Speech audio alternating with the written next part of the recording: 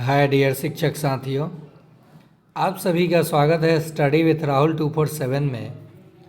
आइए आज के क्लास में हम लोग देखेंगे कक्षा 3 और 4 का एनसीईआरटी और एससीईआरटी का एमसीक्यू जो कि पर्यावरण से संबंधित है और इसमें से 5 से 8 प्रश्न आपके एग्ज़ाम में पूछा जाएगा। सेशन को देखें, पसंद आए तो लाइक करें, शेयर करें। पहला प्रश्न है, कपड़े सिलने वाले को कहा जाता है। तो जो व्यक्ति कपड़ा सिलता है उसे कहा जाता है दर्जी, यानी कपड़ा बनाने वाले को क्या कहा जाता है? दर्जी। मोची क्या करता है? जूता चप्पल सीता है। जूता चप्पल सीता है। सोनार क्या करता है? आभूषण बनाता है, यानी गहना आभूषण बनाता है। नेक्स्ट, लोहार क्या करता है? तो ये लोहे का औजार बनाता है, जैसे हंसुआ, खुरपी, कुदाल, कटारी, ये सब। नेक्स्ट प्रश्न है, कपड़े हम क्यों पहनते हैं, यानी कपड़ा हमें कैसे सुरक्षा प्रदान करता है? तो गर्मी से बचने के लिए हम कपड़े पहनते हैं, धूलकण से बचने के लिए पहनते हैं, वर्षा से बचने के लिए पहनते हैं। तो इसका सही जवाब हो जाएगा उपर्युक्त में से सभी। उपर्युक्त सभी हो जाएगा। और हाँ, आप सेशन को अगर देख रहे हैं तो लाइक करें। जितने हमारे साथी देख रहे हैं लाइक करें।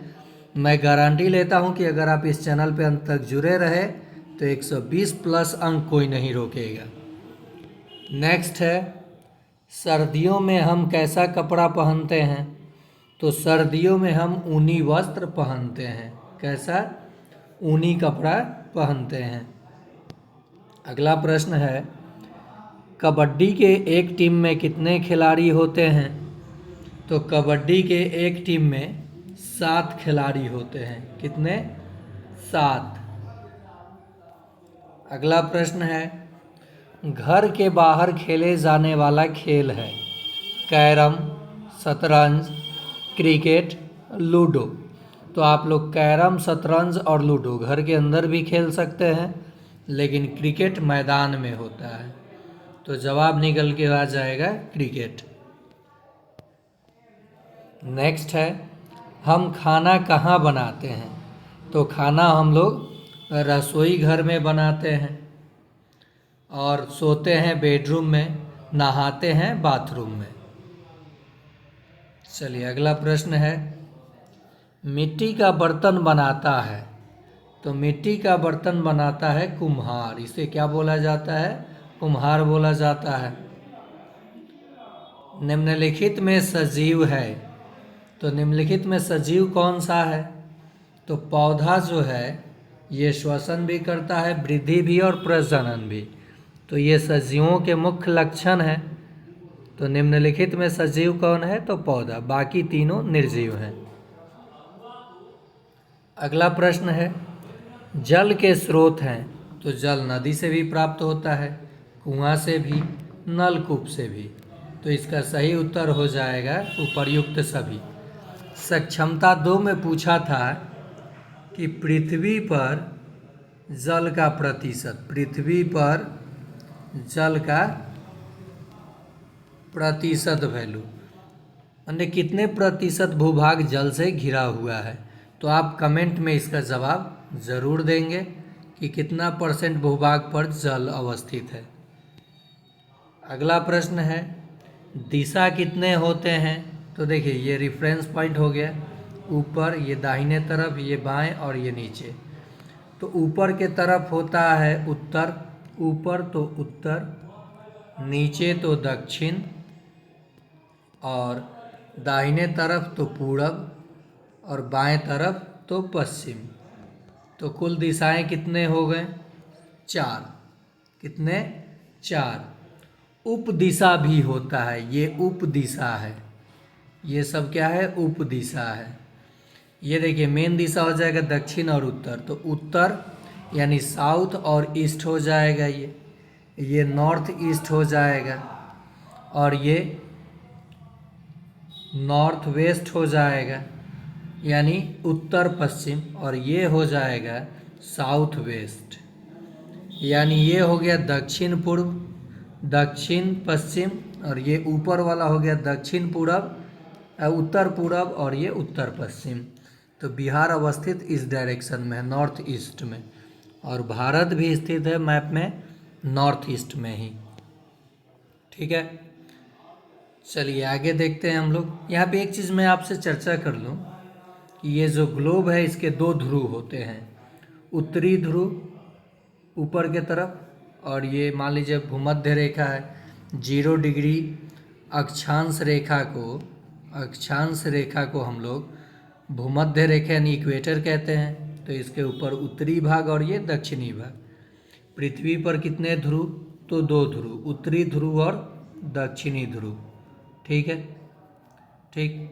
तो इस 0 डिग्री अक्षांश, ये जो रेखाएं होती हैं इन्हें अक्षांशीय रेखा कहा जाता है। तो 0 डिग्री अक्षांश को हम लोग कहते हैं भूमध्य रेखा, 23.5 डिग्री उत्तरी अक्षांश को हम लोग कहते हैं नॉर्थ, यानी 23.5 डिग्री उत्तरी अक्षांश को हम लोग कर्क रेखा कहते हैं, जो भारत के 8 राज्यों से गुजरती हैं। और 23.5 डिग्री दक्षिणी अक्षांश रेखा को हम लोग मकर रेखा कहते हैं। ये तीनों रेखाएं, कर्क रेखा, मकर रेखा और भूमध्य रेखा, एकमात्र महाद्वीप अफ्रीका महाद्वीप से गुजरती हैं। तीनों रेखाएं आपको याद रहेगा, फिर से एक बार देख लीजिए। एक आया 0 डिग्री अक्षांश, दूसरा आया 23.5 डिग्री उत्तरी अक्षांश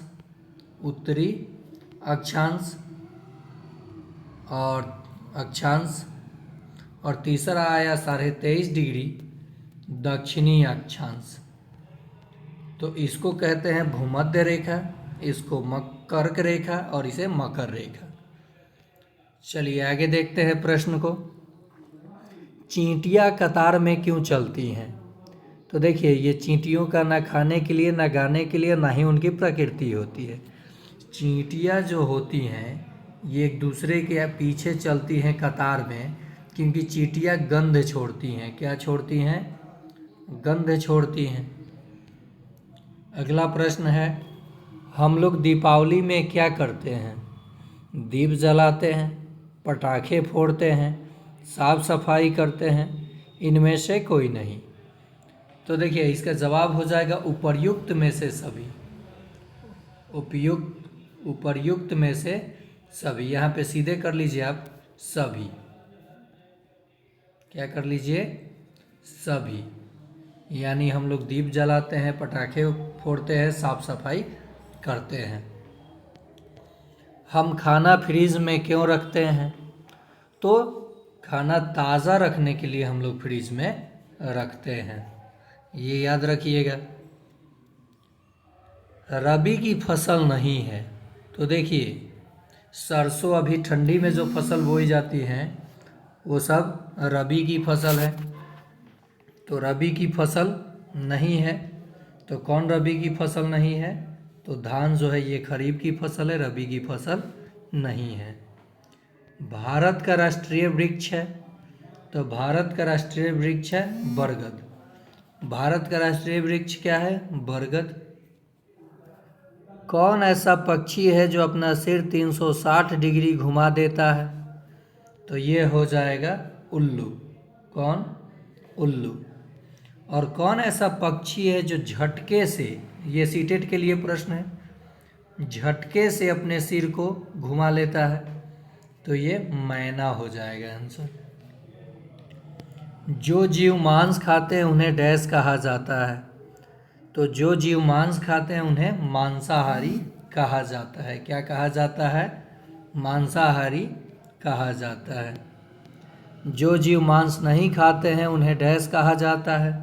तो उन्हें शाकाहारी कहा जाता है। पर्यावरण के कितने थीम हैं? तो पर्यावरण के कुल 6 थीम हैं। पर्यावरण दिवस कब मनाया जाता है? तो पर्यावरण दिवस 5 जून को मनाया जाता है। जल प्रदूषण निवारण और नियंत्रण अधिनियम कब बना? तो यहाँ थोड़ा सस्पिशन वाली बात है, शायद 1974। तो इसे स्टार मार्क कर लीजिए, आप देख लीजिएगा। रुकिए 1 मिनट, इसको मैं बता ही दूँ, शायद नहीं सब देख लीजिएगा आप लोग, कंफर्म नहीं हो। सरिस्का राष्ट्रीय उद्यान अवस्थित है, तो सरिस्का राष्ट्रीय उद्यान जो है राजस्थान में अवस्थित है। फूलों की घाटी अवस्थित है, तो फूलों की घाटी उत्तराखंड में अवस्थित है। फूलों की घाटी कहाँ है? तो उत्तराखंड में अवस्थित है। वन्य जीव सुरक्षा अधिनियम कब पारित हुआ? तो ये 1972 में पारित हुआ। रेड डाटा बुक क्या है? तो विलुप्ति के करीब जीव जो हैं उनके लिए एक डाटा बनता है इस बुक में। तो ये विलुप्ति के करीब जीवों का बुक है। केंद्रीय नियंत्रण प्रदूषण बोर्ड की स्थापना कब हुई थी? तो इसे भी स्टार मार्क कर लें, आप लोग देख लेंगे क्योंकि इसका मुझे ईयर पता नहीं है। पेरियार राष्ट्रीय उद्यान किस राज्य में स्थित है? तो पेरियार राष्ट्रीय उद्यान केरल राज्य में स्थित है। निम्नलिखित में अंडा देने वाला जानवर है। ये 1 नंबर प्रश्न मानकर कमेंट में आप लोग जवाब ज़रूर देंगे कि इसमें से अंडा यानी लेइंग एग्स कौन जानवर है। बहुत छोटे पौधे कहलाते हैं, तो ये जड़ी बूटी कहलाते हैं, हाउस। तो ये था आज का आखिरी प्रश्न। उम्मीद है ये पर्यावरण के सेशन को आप देख रहे हैं, इसमें से 5 से 8 प्रश्न आपके एग्ज़ाम में हूबहू पूछ लिया जाएगा और ज़रूर लड़ेगा। आप अगर इस चैनल को देख रहे हैं तो आपको कहीं इधर उधर जाने की ज़रूरत नहीं है। आप प्रत्येक दिन कम से कम 30 मिनट इस चैनल पे दें। मैं गारंटी लेता हूं कि 120 प्लस अंक नहीं आया तो आप कहिएगा कि सर ऐसे ही बोलते थे, मेरा तो अंक ही नहीं आया।